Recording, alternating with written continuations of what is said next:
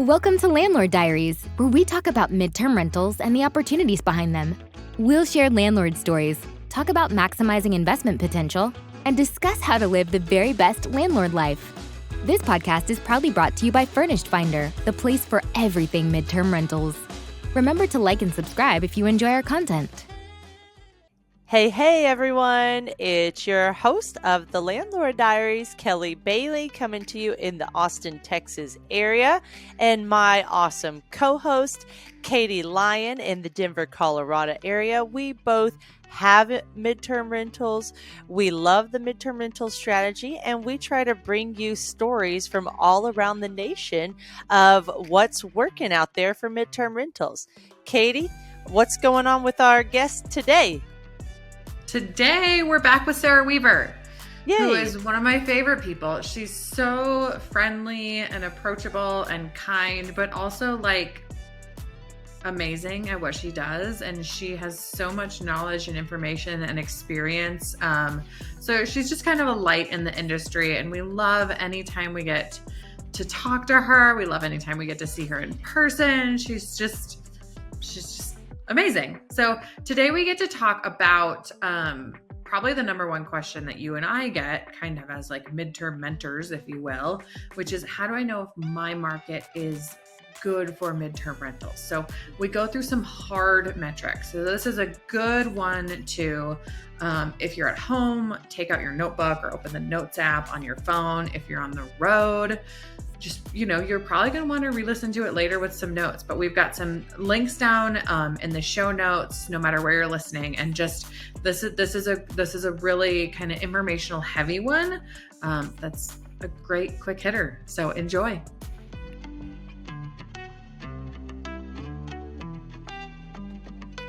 Let's welcome back Sarah Weaver, co-author of the Bigger Pockets book, 30-Day Stay. The midterm or medium-term real estate strategy is Sarah's specialty as an investor, realtor, speaker, author, design consultant, real estate consultant, and once-in-a-lifetime tour guide. Today, Sarah will talk us through one of the most common midterm rental questions. Pause. Let me see if you can think what that might be. Is my market a good fit for midterm rentals? It is our hope that you leave this conversation more confident that you have the ability to analyze any market, no matter your strategy, funds available, or the plan. Sarah, we always enjoy having you and getting any opportunity to talk with you. How are you today, and what part of the world are you in? Oh, thanks so much, Kelly. What a great introduction. I am in Switzerland today. How fun. I love Switzerland. You gonna bring me some chocolates, Sarah? I really like Swiss chocolate. You got it, Katie. Thanks. Thanks, girl. So, Sarah, thank you so much for being back with us again today. If you did not catch Sarah's first episode with us, episode 16, definitely go back, check it out. It gives a more broad overview of who Sarah is, what her investment portfolio is like, all those fun details. So, Sarah, we talked to you in early 2020 or late 2022, early 2023. How is it going? What kind of personal updates you have? And I think you've been leading a lot of really fun trips. So tell us whatever you'd like to give us an update about. Yeah, absolutely. You're exactly right. I've been really busy with my company, Invested Adventures, where we take real estate investors on epic adventures around the world. So I'm a little under the weather today because I think my body is saying, oh my gosh, Sarah, what have you done to me? That's what my body's always the first one to be like, nope, halt, you need a pause. And I'm like, I don't want to pause. No. My body's like, no, you have to. So, okay. So Sarah, tell us your most favorite adventure or moment in the past, I don't know, 8 or 9 months. Oh man. Well, this summer was, epic is the only word I can seem to use because I took 11 investors on an African safari in Tanzania where we looked at obviously animals. We saw the big five, which was amazing and honestly pretty unexpected. I thought we'd maybe see 3 or 4 of them, but we saw all 5. And then we spend the time together over meals and just even in the safari vehicle talking about real estate investing. And so, That's so what cool. better way to get a bucket list trip as a tax write off or a business expense and get to do it alongside really cool real estate investors? Awesome, for sure. And That's awesome. I love it. while you're feeling under the weather today, I don't think it's the worst you've felt all year. I think everyone would love to hear about your Kilimanjaro adventure. Yeah, so a little less casual than sitting around looking at elephants. I took 11 investors after the safari on an 8-day hike on the tallest mountain in Africa. And actually, it's the tallest freestanding mountain in the world. And we hiked Kilimanjaro. And you're exactly right, Kelly. It knocked me off my feet, literally and figuratively. And I think the last we talked, I was just casually talking about how I was coughing blood. Yes, and you kept going. You made it to the top through all that. Tell them what it's like breathing up there, because that was the crazy part to me as well. Yeah, so you have about 40% of the oxygen that you have at sea level. And so your body's actually dying as you are ascending like at that type of altitude. And so like there's not a great simulation, but one simulation that you can do to like see what it would be like to breathe is to just put your hand or your palm over your mouth and try to breathe. And that's essentially what it's like to try to breathe up Nope. there. Nope, I don't like it. I don't like it at all. I think Katie and I will choose one of those more subtle trips, but for the investors that chose to go on this trip, they're probably the most successful investors of all because they put it all on the line and don't give up, right? So, any big life takeaways from that Kilimanjaro experience? Yeah, I think that I'm so glad that you mentioned that because I think that the investors that summited, we all have grit. And I really believe that grit is one of the number one characteristics as an indicator for success. Because you don't have to be the smartest, you don't have to be the best at math or the best at, negotiating, but you have to have grit in whatever you do. Yeah, And one of the best takeaways that I had from Kilimanjaro is that how you talk to yourself really, really matters. I think there's a really famous scientific experiment where they talk to plants and they talk to one plant and they say all these really nice things, and then they have this other plant and they just say nasty, mean things. And not only does the plant that you're speaking positively to, not only does it grow and thrive, but the plant that you're saying nasty things to, it actually dies. It doesn't just not grow, it dies. interesting. And I think that same thing is true with humans. I mean, when you have negative talk, you aren't going to make it to whatever the summit is, theoretically. And I think that I had no doubt that I was going to summit regardless of what happened. And yes, I was coughing blood, I was vomiting, I had fever, and I just put one foot in front of the other, and I there was only very, very small moments where I thought I wouldn't make it. Otherwise, I just kept Yeah. telling myself, I've done harder things. Like I can do this because I've done harder things. That's what I always tell myself because I have had two babies. Dang it, I've done harder. That's my Kilimanjaro.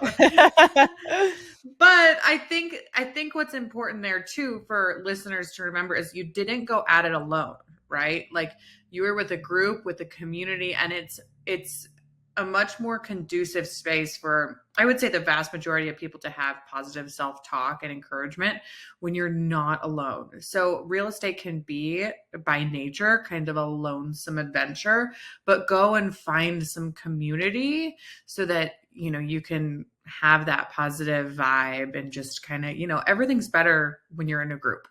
So I couldn't agree more. And what I love about the event is even though I'm an extreme extrovert, which both of you know, we've hung out in person, a lot of the investors that sign up for my trips are introverts Wow. because they're craving exactly what you just described, Katie. They're craving connection, craving community, and that's exactly what you get when you sign up for one of these trips. And another one of our Landlord Diaries guests has been on your Kilimanjaro adventure as well, Devana. If you want to hear from Devana, episode 29, Sober Living, she rents out beds and built an ADU in her backyard. So that's so cool that she was on the trip with you guys, and I think she just loves the Bigger Pockets network altogether, right? Yeah, her and her husband are a powerhouse, not only in investing, but they're also incredible hikers. So it was Oh, really, good. really fun. And they're both coming on my next adventure, which is less hiking. I also do, for the non-hikers out there, I do retreats where you can have cocktails on a rooftop. If that's more your speed, they're coming to my fall retreat in Antigua, Guatemala. Today's episode is proudly sponsored by Furnished Finder, the ultimate platform for hassle-free midterm rentals. Whether you're a seasoned landlord or just getting started, Furnished Finder is the place for you. With Furnished Finder, you can say goodbye to booking fees and hello to direct bookings for 30-day plus stays. It's a win-win for everyone involved. So if you're ready to experience the joys of midterm renting and take a load off your landlord's shoulders, head over to FurnishedFinder.com today. We make it easy to get started. We're grateful to Furnished Finder for sponsoring this episode, and we're sure you'll love what they have in store for you. Well, I think Furnished Finder should probably sponsor one of those, and just I'll be obligated to come just to represent the brand. So Absolutely. we'll see what we can do about that. But all right, enough of the fun talk, even though I could sit here and talk about traveling and adventures all day. Let's talk about the question that I think all three of us as kind of professionals in this space get all the time. I know anytime Kelly and I are at a conference, we get this question just nonstop, and it's, how do I know if my market will work? So my answer is always yes. Yes, it will. People don't like that answer because it gives them nothing to fall back on, which is fair and valid. And I understand that because I remember what it was like before we had any rentals at all. So Sarah, you've broken it down, which is so great because all of us real estate investors, we just love checklists and bullet lists and everything. So let's talk about the 6 metrics you use, and the first one being population growth. So talk to us about what kind of population growth you recommend looking for in a market to be suitable for a midterm rental.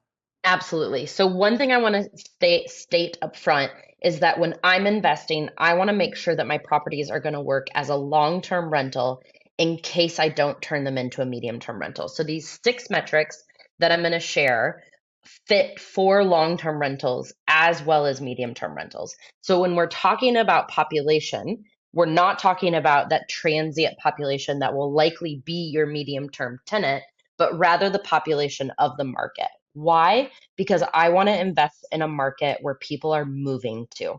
It's simple economics 101, supply and demand. If we have people moving out of the city or out of this town and population is decreasing over time, we're going to have an oversupply of housing and you're going to have less demand for your rental property. So I want the opposite. I want population going up so that there's always going to be demand for my property. So then the magic question is always, okay, Sarah, what kind of demand am I looking for? And people are not going to like this answer. It depends. It really, really depends. What I want to see is I want to see an upward trend over the last 10 years. So something like a huge spike during COVID, yeah, that makes me feel good, but not if it was decreasing for like the 7 years prior to that. And so I want to see year over year that population is increasing. And why are people moving there? That leads me to the second metric, which is job growth. So I want to see that population is growing. Before we move on to job growth, population growth, what I really want to potentially get into, if we can as well, is the big picture concepts are amazing, but let's give them the tools that they need to go do these things and find these 6 metrics for the market that they want to look at. So where does someone go to find population growth in their area? Yeah, there's a lot of really reputable sites. Frankly, I'm using ChatGPT these days to make Really? things so much easier for myself. But for everyone out there that doesn't feel satisfied with that answer, let me tell you what I'm using. I'm using city-data.com. That's probably my favorite. I'm using the US Census Bureau Quick Facts, datausa.io, and neighborhoodscout.com. Okay, and I'm going to put all those in the show notes. So if you're on YouTube, and these are so important that I'll put them on the audio show notes as well. So y'all can just listen to the full episode and then go and click on those links in the show notes. And when in doubt, check a couple of different places, right? Like if you're like, ooh, that seems like something I wouldn't expect, check a couple places. These are quick. This isn't going to take you days and days and days. This is a quick little search you could do. Well, and what I also tell people is like be really careful about the lists that are like top 10 places or top 5, growing cities. And like I was a journalist. Journalists love to manipulate numbers for a great story or a great headline. That's where ad revenue comes from. And so investors like put on your thinking cap and really do some research as a researcher, because keep in mind, you're probably about to invest hundreds of thousands of dollars into this investment. Don't just go off of a top 10, US news list that came out last week. Yeah.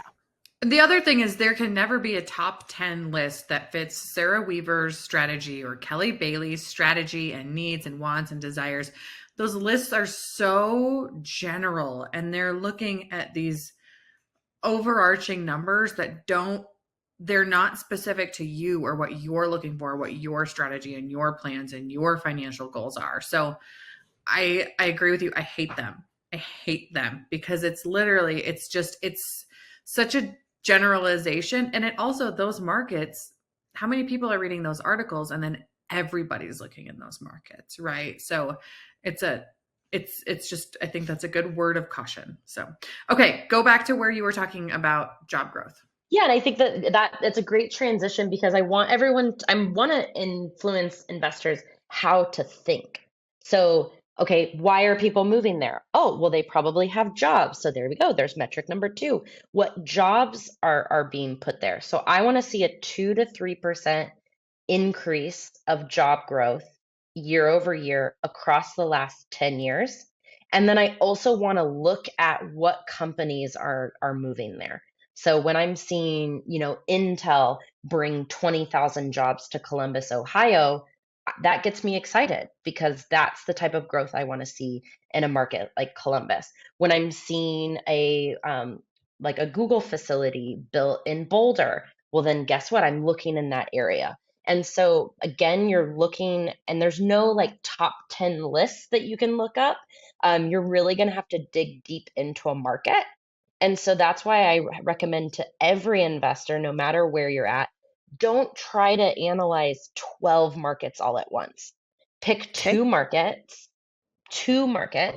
and make sure that they hit all 6 of these metrics. And if it doesn't, then move on to the next one. But there's no perfect market. It was Phoenix, Arizona, 2016. We all missed it. And for those of you that's sarcasm. And I think that what we really want to do is we want to teach investors to look at all 6 of these metrics, but also don't overwhelm yourself with data. I can't tell you how many investors come to me and 11 months later I check in with them and they still haven't invested because they're still overwhelmed about how to pick a market. At some point, just pick one. Mm-hmm.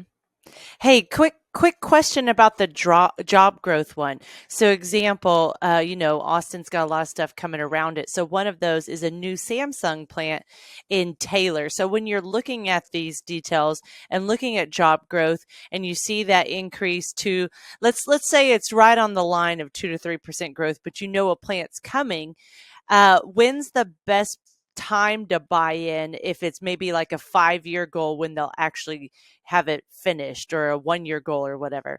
Any feedback there? Kelly, the best time is yesterday. Kelly, I think you bring up a really good point. And it's if you're only building because there's that one plant, not in Taylor, Texas, so that's not a great example, but let's say that you found out that a plant was being built in a tiny little town 5 years from now. I want to invest somewhere where I'm not just putting all my eggs in one basket. It's exactly why I started off the conversation with I'm analyzing these as long-term rentals first. And so I want to know that I'm going to have a consistent, steady tenant pool. And so I'm not investing like off of a single hunch. So that's a great question. Excellent. Let's talk about wage and income growth. Yep. So we want to know that the people that are moving there, population growth for the jobs, job growth are getting paid more time over time because you want to increase rent over time. I don't have a percentage or a metric for this. I just leave that in there as a metric that I look at to get you thinking, okay, I want to invest in a place where people are getting paid more so that I can charge more for rent. Okay, that makes sense. And then, so this is so nice. It's like those sites that you gave us, are you able to find these 6 metrics on those 4 or so sites, or are some of these being pulled from other sites? Most of them, I'll send you guys like a comprehensive list. I have about 7 links Okay. that I can share with you. Okay. Great. Thank you. So then number 4, rental rates. How do rental rates apply? Hey landlords, are you ready to level up your rental game and simplify your life? Well, get ready to meet your new best friend, KeyCheck. KeyCheck is your all-in-one solution for stress-free property management with tenant-paid screenings, rent payment processing, online lease creation with eSign, and a suite of incredible landlord tools. You'll wonder how you ever lived without it. No more chasing down checks or sifting through piles of applications. KeyCheck helps you organize and manage all things landlording in a simple and efficient way. So if you're tired of the rental chaos and crave seamless, efficient management, head over to keycheck.com and sign up today. Make landlord life a breeze with KeyCheck, the game changer for modern property owners. Yep. So what I love seeing is that my neighboring investor, I call them my investing neighbors, not competition. I like networking with other investors in my network. And I like seeing that they're increasing rent over time. So as I just mentioned, you want your tenant pool making more money so that you can increase rent. Well, you want other people in your market increasing rent so that you're not the only one increasing rent year over year.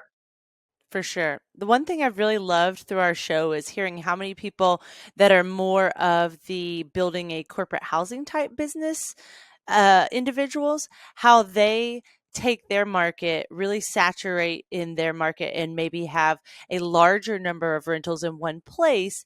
And then they have these relationships with medical recruiters or insurance companies as their go-to because they say, hey, I've got, this much inventory. And if for some reason I don't have inventory, I'll connect you with, those in my network that have inventory. So just like you're saying, the landlords on Furnished Finder or on Airbnb, there are neighbors and we can send leads to them just like we hope that they'll send leads to us. That's so cool. All right, let's talk about home values and depreciation. What are you looking for there? Yeah, I want to see that the homes that I'm investing in are going to appreciate over time. I tend to be what I call a cash flow investor. I invest in the Midwest, so appreciation is not as sexy as the aforementioned Austin, Texas, for example. But I'm still investing, so I'm not going to invest in something that's depreciating. And so I want to see that these home values are increasing over time. So I'm looking for a minimum of 4% year over year. But I'm really kind of gauging for about 6%. And cash flow plus appreciation is the best, right? Yeah, the appreciation is that cherry on top. Yeah, awesome. And final one, but not the least of the bunch, crime rate. What are you looking for when it comes to crime rate, especially in those neighborhoods? You're like, oh, this is currently in a C-class neighborhood, but it's likely going to be in a B-class neighborhood soon based off, its location. Yep. So crime rate, this is the only one of the metrics you want to see going down. So you want less crime. Not only does that keep your insurance rates low, but it also keeps your retention high. So I'm really lucky. Most of the tenants that I find through Furnish Finder are actually renewing their lease. I have a 47% renewal rate, meaning they're leasing for 3 months, they're extending to 6 months because they feel safe.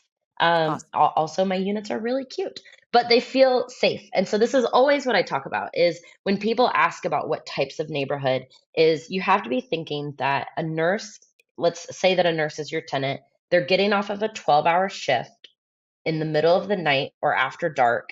Can they go from their car into your unit and it's well lit and safe? If the answer is no, then I'm not investing in that type of unit. That makes sense. This is, I think, another great time to, if you are considering your local market, also go physically explore, right? Let's say it's a new area of your market. Like I'm in Denver, right? There's, generally speaking, I can tell you the safer and not as safe areas of Denver. But if I'm really trying to dig my teeth into Denver, I would go walk more neighborhoods and really get to know it. Now, all of my midterm rentals are out of state and where my family lives, because as Sarah mentioned, it's in the Midwest where things are a little bit more in my price range. And I will actually I will send the address to my brother and I'll be like, okay, generally speaking, I know the areas, I've looked up the crime rate, it says this, but what do you think about this specific street? And he can be like, okay, this street, not so good. It's too close to X, Y, and Z. It's not well lit. It's too close to this other major street or whatever, things that aren't going to show up on a crime report necessarily. And then he can tell me, but if you go 2 streets this way, it's a whole different game where that stuff might not show up on a report. So this is kind of the one metric that I would tell people, and correct me if I'm wrong here, but like, go get in the car or go send someone you know to go get in the car and get a little bit more like soft information and dig in there as well. And someone who is an investor. Like I'm not sending my aunt who like didn't think that the location of my fourplex was very good. Well, guess what? That fourplex now cash flows $4,000 a month, and I'm Right. 97% occupied.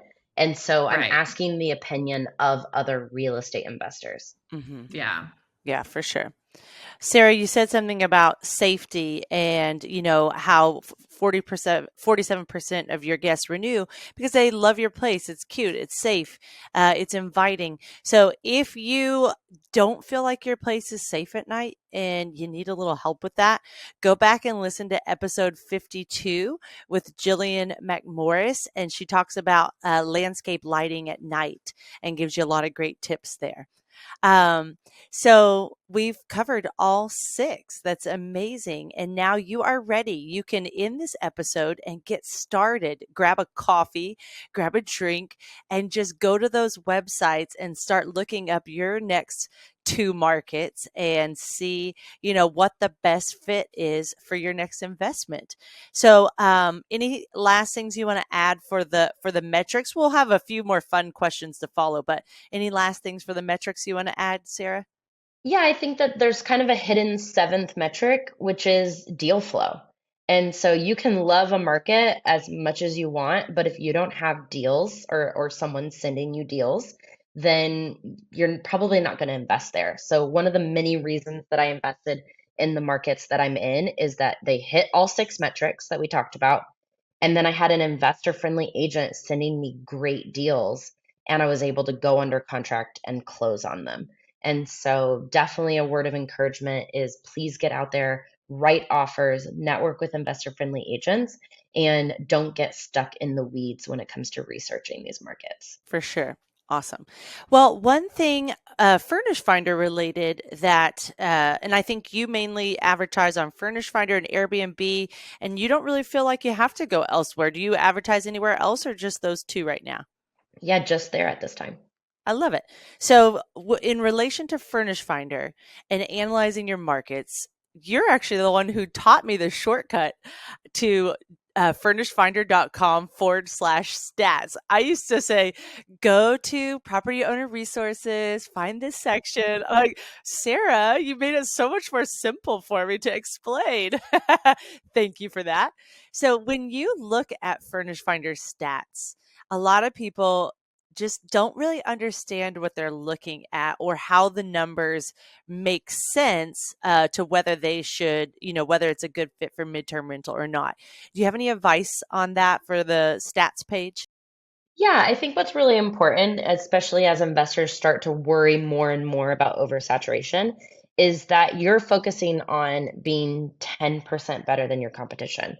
And so while I love the numbers on furnishedfinder.com/stats, and that's what's giving me a lot of confidence to invest in that area, I'm not losing faith that I'm a great investor and that I'm going to be able to beat out my competition.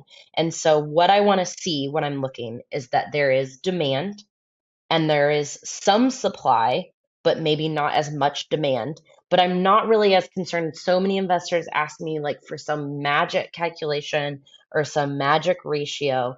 And the reality is that I know that I'm going to beat out my competition. And that's with like great interior design, professional photography, and then a great experience for my guests. That's how I continue to have them renew. And so I think if you're an investor that's more concerned with being a great rental, you don't have to stress as much about what these stats actually mean to you.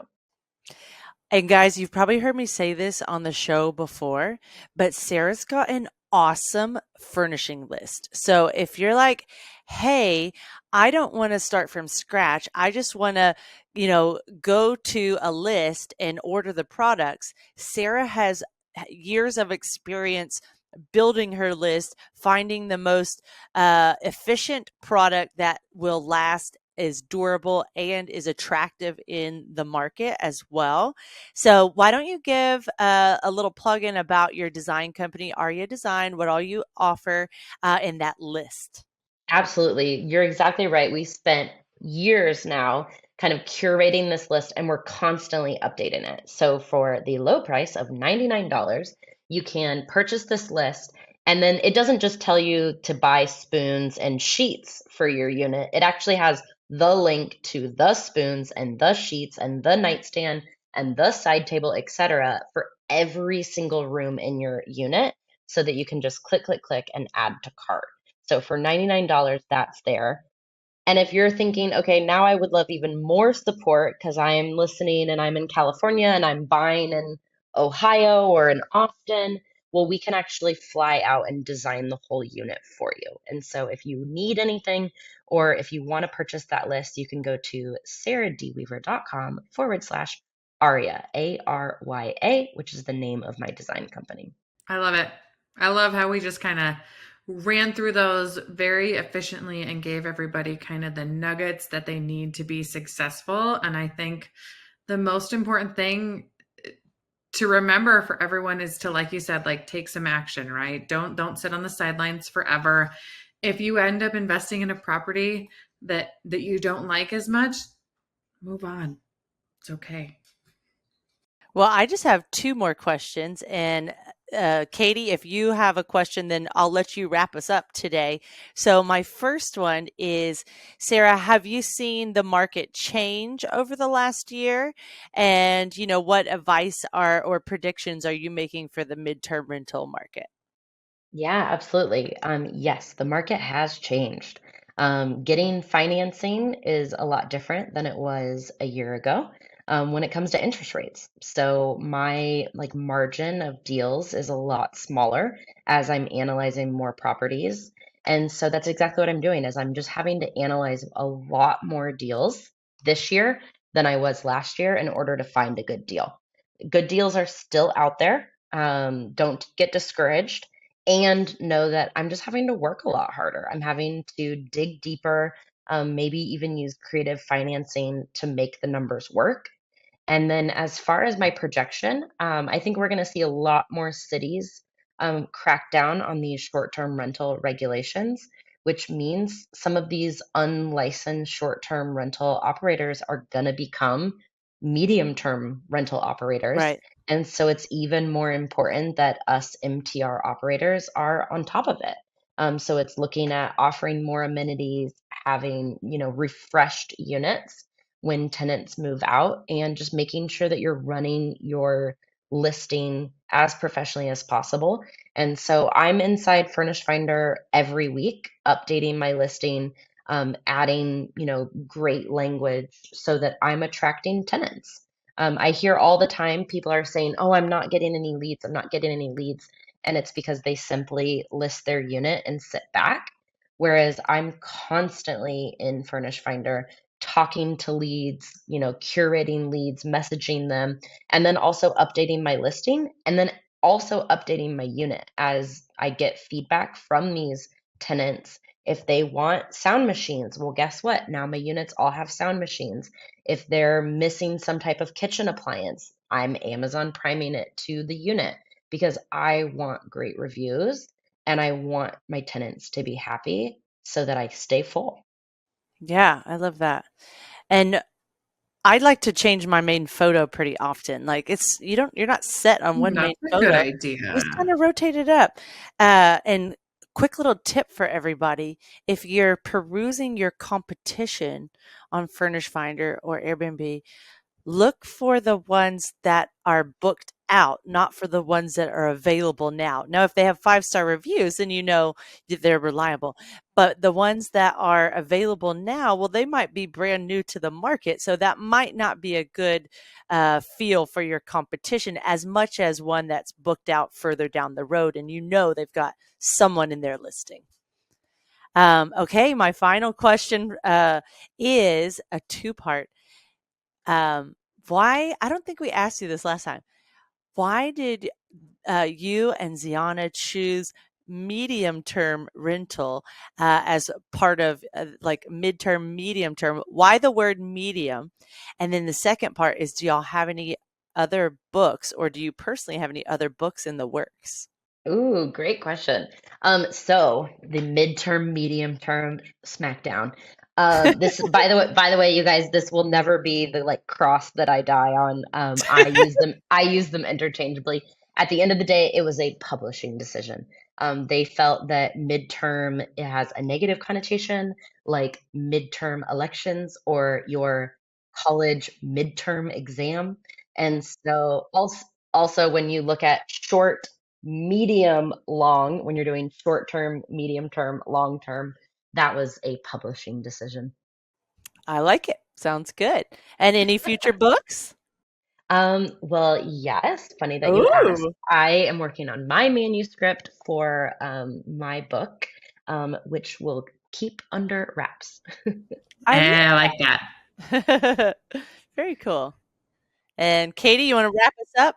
I mean, that's all we got. I love just how we kind of quick hit through all of those because it doesn't have to be an overwhelming process, right? Like this doesn't have to be. We hear so much from people who have spent hours and hours and hours and hours, and it's like put that effort into finding the deal after you Yeah. pick the market because, like you said, Sarah, finding the deal is becoming more of a challenge. So pick a market, get to know it, and then just jump in the pool, right? And go for it and spend your time finding the deal. So we love you. We always appreciate you having you on here. Hopefully we can see you again in person sometime. And then hopefully, maybe, I don't know. I think like a wine tour sounds like a good invested adventure sponsored by Furnished Finder. I don't know, I'm just throwing it out there, manifesting things that should probably come to fruition, but I'm sure we'll see you again in person sometime. And if you guys don't follow Sarah, you're missing out. So go fix your life and go follow her. Give them that shout out, Sarah. Where all would you like them to connect with you? And then it'll be on the show notes as well. Yeah, absolutely. So you can find me on Instagram, Sarah D. Weaver, and you can find everything that we talked about today at sarahdweaver.com. Awesome. Love it. Love it. Well, thank you. Reminder, if you love our show, please don't forget to subscribe and like. And we would so appreciate your 5-star reviews on Apple Podcasts or Spotify. Have a great day, everyone. We'll see you next week.